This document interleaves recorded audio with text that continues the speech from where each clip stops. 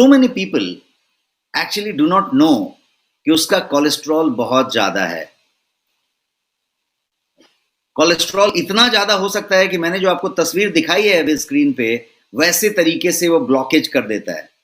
पूरा का पूरा जो क्रीमी येलोइश चीज दिख रहा है वो कोलेस्ट्रॉल है। वो पूरा का पूरा ब्लॉक कर सकता है। कभी आपको पता चलता होगा कि पूरा 80% ब्लॉक है, 90% ब्लॉक है। ब्लॉकेज करते रहता है, थोड़ा से शुरू होता है, ज्यादा से शुरू होता है, ब्लॉक करता रहता है, लेकिन कोई तरीके का कोई सिम्टम नहीं देता है। हाई कोलेस्ट्रॉल का कोई लक्षण नहीं होता है। It does not have any symptom, any लक्षण, और इसीलिए किसी को पता ही नहीं चलता है कि कोलेस्ट्रॉल कितना है। आदमी को पता नहीं चलेगा, उसको किसी तरीके की कोई दिक्कत नहीं लगेगी। तो ये तो बड़ी खतरनाक चीज हो गई कि भाई पता ही नहीं चलेगा और वो बहुत ज्यादा परेशान भी कर सकता है। इसीलिए बात इस पे आ जाती है कि कैसे पता करें कि कोलेस्ट्रॉल ज्यादा है क्या। How to find if cholesterol is high. इसको पता करने का क्या मेथड किया जाए, इसके लिए क्या करना पड़ेगा? बहुत सिंपल तरीका है।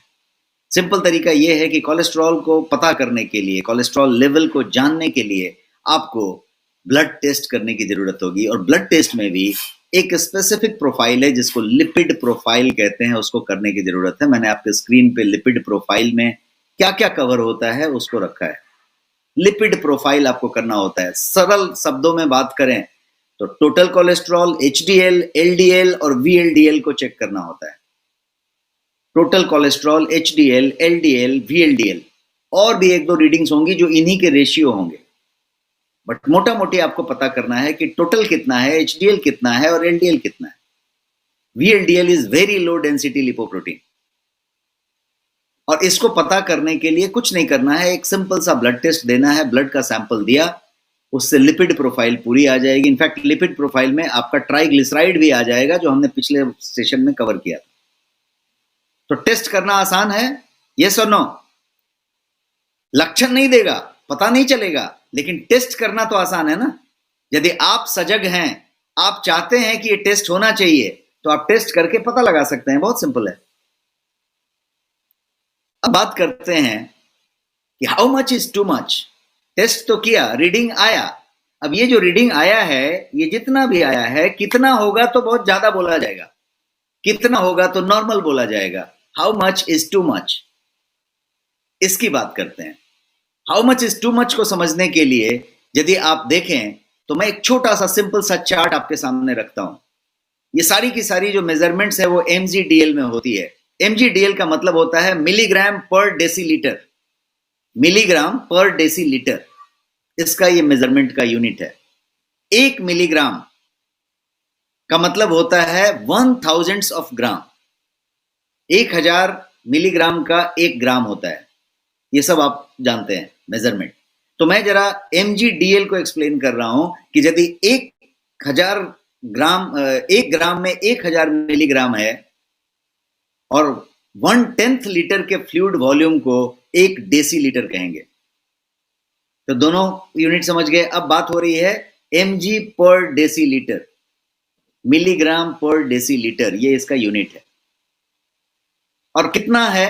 तो यदि टोटल कोलेस्ट्रॉल की बात करें तो 200 से नीचे होना चाहिए।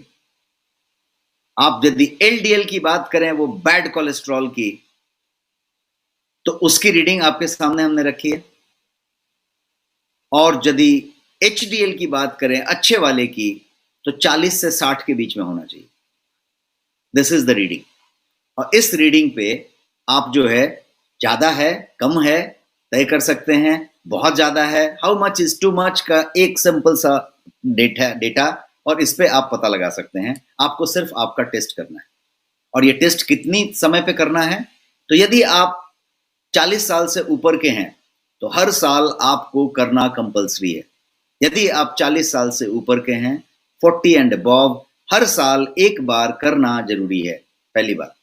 दूसरी बात, यदि आप बहुत सारा कोलेस्ट्रॉल ग्रहण करते हैं, आप ओबेस हैं, आप ओवरवेट हैं, आपकी बीएमआई 25 से ज्यादा है, तो आपको 6 महीने में, साल भर में करना जरूरी है। यदि आपके घर में किसी को कोलेस्ट्रॉल की हिस्ट्री रही है, माता पिता को, दादा दादी को, किसी को यदि कोलेस्ट्रॉल वाली हिस्ट्री रही है, किसी के घर में यदि हार्ट डिजीज का इशू रहा है, हेरेडिटी में रहा है, तो उसको जरूर चेक करना चाहिए। उसके लिए 40 साल का भी इंतजार नहीं करना चाहिए। कोई भी व्यक्ति 20 साल से ज़्यादा ज़रूर चेक करना चाहिए, बिकॉज़ सिम्पटम नहीं है। हमने क्या डिस्कस किया? सिम्पटम नहीं है। किसी तरीके का कोई लक्षण आपको नहीं देने वाला। इसलिए आपको पता करना ज़रूरी है कि आपका कितना ब्लॉकेज चल रहा है, अंदर क्या कहानी चल रही है, एंड उस तरीके से ये चीज़ों को समझना पड़ेगा।